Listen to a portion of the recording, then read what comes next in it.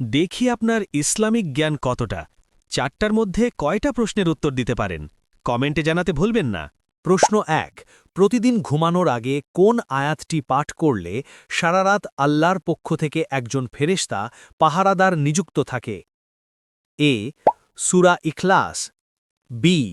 আয়াতুল কুরসি, সি. সূরা নাস।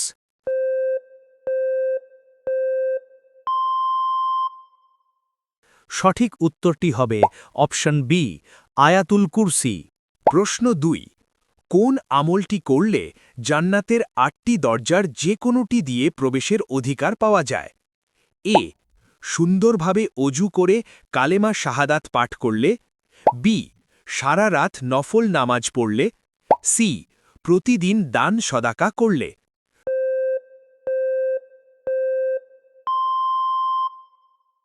সঠিক উত্তরটি হবে অপশন এ, সুন্দরভাবে অজু করে কালেমা শাহাদাত পাঠ করলে।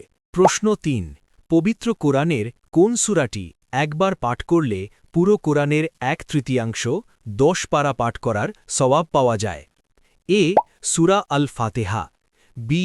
সূরা আল কাউসার, সি. সূরা আল ইখলাস।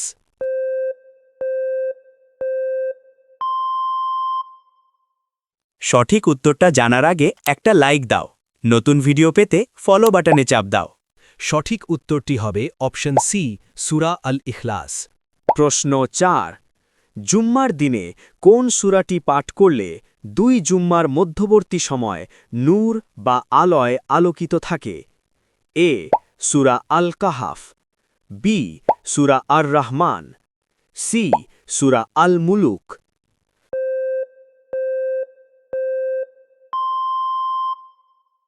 সঠিক উত্তরটি হবে অপশন এ, সূরা আল কাহাফ।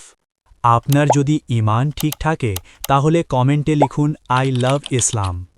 আপনার পরিবার ও আত্মীয় স্বজনদের ইসলামের পথে আনতে শেয়ার করো।